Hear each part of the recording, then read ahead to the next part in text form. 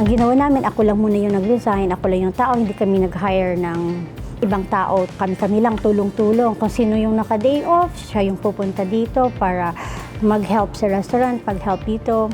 After work nila, pupunta dito, magpe-prepare kami ng mga dapat namin ipiprepare. So, tulong-tulong lang po muna talaga.